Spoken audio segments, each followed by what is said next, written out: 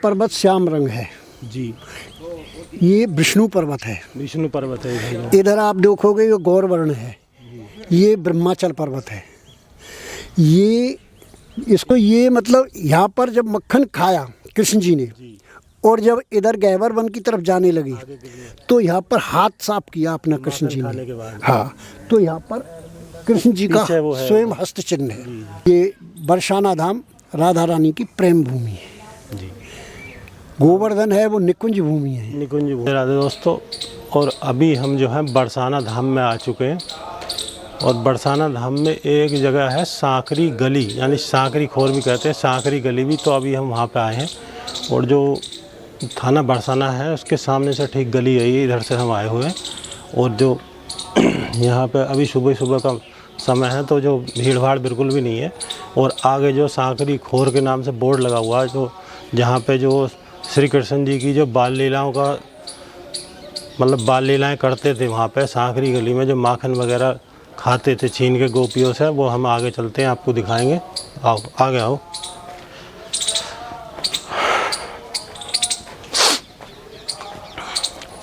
तो यहाँ पर गैया भी खड़ी हुई हैं। राधे राधे महाराज जी। तो सुबह का समय, अभी इस समय यहाँ जो भीड़ भाड़ तो है नहीं। सामने जो बोर्ड लगा हुआ सांकरी खोर, यानी सांकरी गली भी कह देते हैं, सांकरी खोर भी कह देते हैं। ये एक ऐसी गली है कि इसमें कोई एक बार में जो एक ही गोपी निकलती थी, यानी कि अभी भी रास्ता ऐसे का ऐसा ही है।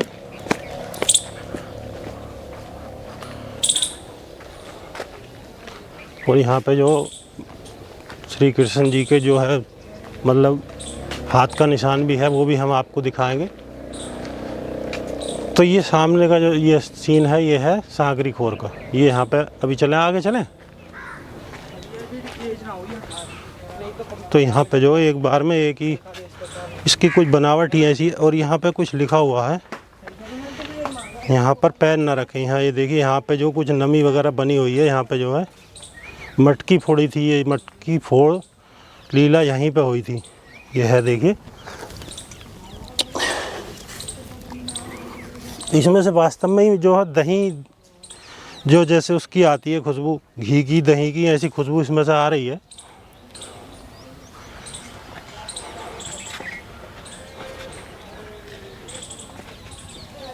बनावट बहुत अद्भुत है इसकी। आराम से आ जाओ। तो अभी जो हम यहाँ सांकरी गली में, और यहाँ पे महाराज हैं, हम यहाँ के बारे में इनसे जो जान, महाराज जी कुछ बता पाएंगे यहाँ के बारे में? जय जय श्री राधे श्याम। ये जो स्थल है इसको सांकरी खोर के नाम से जाना जाता है। यहाँ पर कृष्ण जी द्वापर युग में गोपियों से मतलब यहाँ दान लिया करते थे। और ये सांकरी गली के अध्यात्म में 3 नाम हैं। सकरी गली आप देख रहे हो, इसमें होके एक ही आदमी निकल सकता है। एक ही आदमी निकल सकता है, चाहे कितना भी मोटा हो चाहे पतला भी हो, एक ही आदमी निकल सकता है। इसका आध्यात्मिक ये है कि संसार से तुमको जाना है तो अकेला जाना।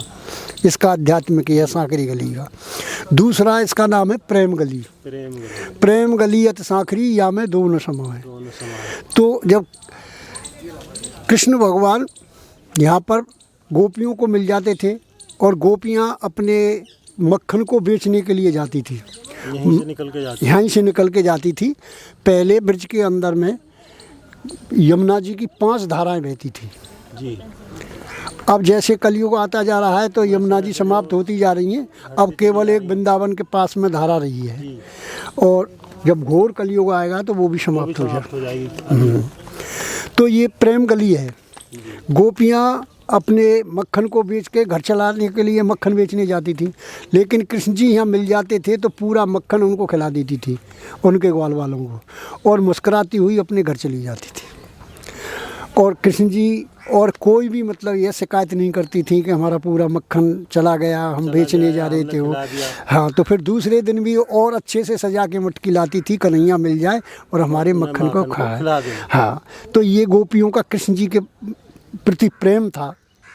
इसलिए इसको प्रेम गली बोलते हैं। तीसरी है ये, इसको बोलते हैं दान गली। दान गली।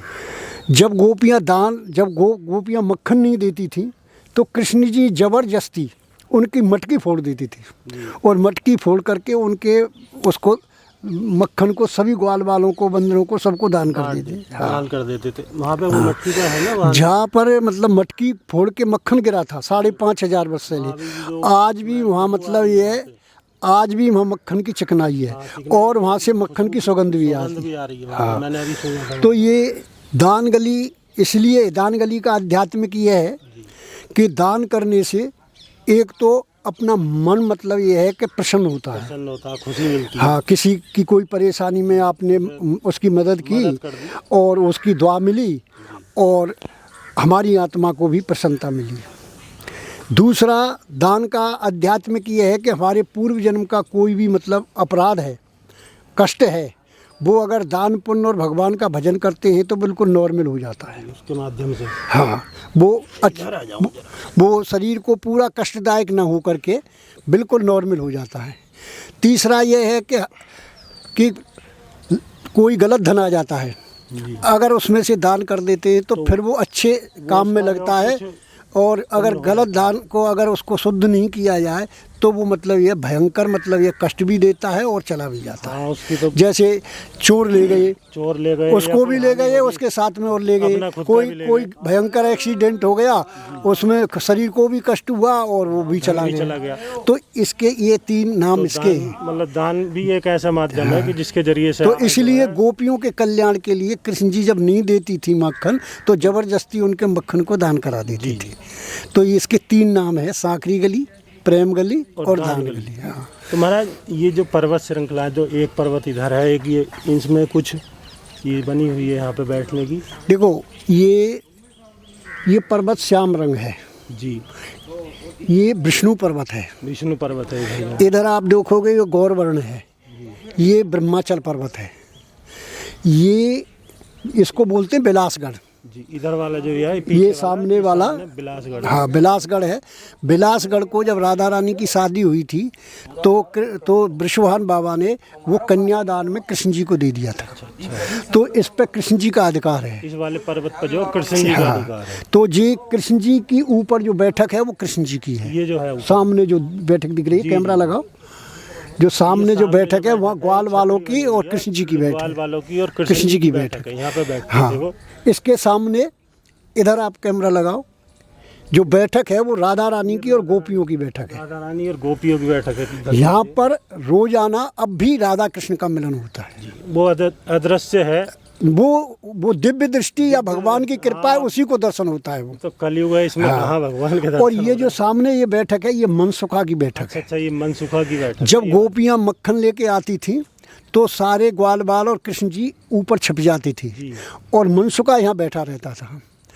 हाँ, और जब गोपियाँ मक्खन लेकर के यहाँ नज़दीक आ जाती थी तो वो उनको संकेत कर देता था, तो आ गई मक्खन लेकर के, तो सब निकल के आते थे और गोपियों को यहाँ मतलब घेर लेते थे और माखन जो है अपने कब्जे में ले लेते जी।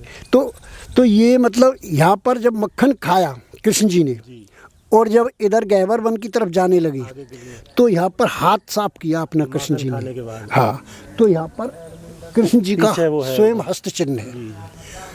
ये हस्त चिन्ह का दर्शन का और कृष्ण जी के चरण चिन्ह का, चरण चिन्ह आगे मोरकुटी से आगे एक चित्रा कुंज है जी, वहाँ चरण चिन्ह है। तो गर्ग संहिता में 136 पेज पर ऐसा गर्ग जी ने लिखा है कि जो कोई भी मनुष्य महात्मा श्री कृष्ण के हस्त चिन्ह और चरण चिन्ह का दर्शन कर लेगा वो श्री कृष्ण के धाम को प्राप्त होगा। हाँ, तो ये ब्रह्माचल, ये यहाँ पर पर्वत है। ये यहाँ पर ब्रह्मा जी को जब भगवान ने अवतार लिया तो ब्रह्मा जी को पर्वत बन के विराजमान होने की सेवा के लिए यहाँ पर आदेश दिया था जी।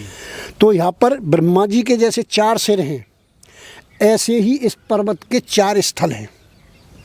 अच्छा, ये सामने चारों सिरों को जो मतलब ब्रह्मा जी के दर्शाती है। हाँ, तो चारों सिरों पे भगवान ने लीला की है। हाँ जी। ये सामने है, ये बिलासगढ़ है, बिलासगढ़ है, जहाँ राधा रानी गोपियों के साथ में खेलती थी जी। और कृष्ण जी स्वयं गोपी बन के आते थे राधा जी से मिलने के लिए। जैसे कभी गोपी का भेष बना के कभी गोपी बनिए, चूड़ी लेके आए कि चूड़ी पहन लो, चूड़ी पहन लो, तो गोपियाँ कृष्ण जी को बुला लाती थी और ऊपर राधा जी के साथ में उनका मिलन होता था जी। तो ऐसे ही बार बार गोपी बन के आते थे छद्म वेश में और इस बिलासगढ़ पे उनका मिलन होता था। इसको, ये राधा रानी का खेलने का स्थल है, इसको कहते हैं बिलासगढ़, जो ऊपर का इलाका। हाँ। आप जिस पे इधर बैठे हो जी, इधर का जो एरिया है बिलासगढ़ के सामने का, ये है दानगढ़। दानगढ़, ये दानगढ़ है। हाँ, क्योंकि कृष्ण जी यहाँ गोपियों से दान लेती थी। जी।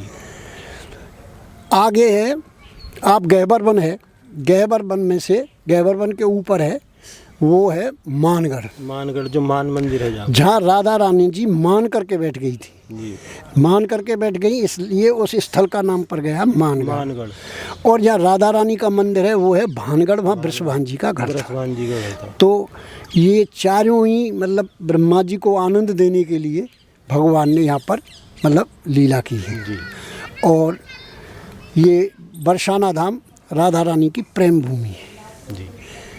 गोवर्धन है वो निकुंज भूमि है, निकुंज भूमि है। और कामवन है वो आदि वृंदावन है जी। और जो मेन वृंदावन है वो रास वृंदावन है। रास वृंदावन। तो ये ब्रिज 84 कोस परिक्रमा, ब्रिज 84 कोस है, ये भगवान का निज धाम है। निज धाम ये प्रलय में भी समाप्त नहीं होता है। जो 84 लाख वो हैं योनि हैं, और जो ब्रिज में एक बार यात्रा के लिए आ जाता है उसकी 84 लाख योनियाँ समाप्त हो जाती हैं, उसे उनसे मुक्ति मिल जाती है। जी। तो अभी आपके मतलब आपने बहुत अच्छी जानकारी दी महाराज जी ने, तो महाराज जी उसके लिए बहुत बहुत धन्यवाद। राधे राधे। राधे राधे। जय पे लीला होती है वो मतलब 10वीं को होती है जो यहाँ ऊपर होती है। और ऊंचे गांव में लीला होती है वो मतलब 9वीं को होती है, 10वीं को। और गाजीपुर में प्रेम सरोवर में 81 को होती है। अच्छा। तो ये सभी मतलब ये है कि भगवान की का जो हाँ, और जो महारास होता है अलग अलग समय पे, हाँ महारास होता है वो करेला में होता है, मतलब राधाष्टमी के बाद में शुरू होती है, मतलब राधाष्टमी से शुरू होकर पूर्णिमा तक चलती रहती है। अलग अलग जगह का अलग अलग दिन होता है। रोजाना मतलब ये अलग अलग राधा कृष्ण का सखियों का स्वरूप होता है और वो वहाँ पर अलग अलग समय में लीला होती है। तो यहाँ पे मटकी जब श्री कृष्ण जी ने फोड़ी थी और वहाँ पे हमने आपको दिखाया था और महाराज जी ने बताया कि वहाँ पे जो आज भी जो दूध और दही की खुशबू आती है, तो उसके बाद जो उन्होंने जाते समय यहाँ पे माखन का जो हाथ है ये साक्षात भगवान कृष्ण के हाथ का निशान है, ये आप देख सकते हैं यहाँ पे। तो उन्होंने यहाँ पे हाथ पहुँचा था तो उसका ये निशान बना हुआ, ये कृष्ण हस्त चिन्ह यहाँ पे लिखा हुआ भी है। और ये जो सारा इलाका है, ये जो मतलब क्षेत्र है सांकरी खोर के नाम से जाना जाता। इधर जो ये बाकी सारी अभी जो महाराज जी ने आपको बताया, ये सामने मनसुखा की बैठक है और ऊपर जो है जो सामने आप छतरी देख रहे हैं, इसमें जो कृष्ण जी और उनके जो सखा बैठा करते थे, जो साथी थे।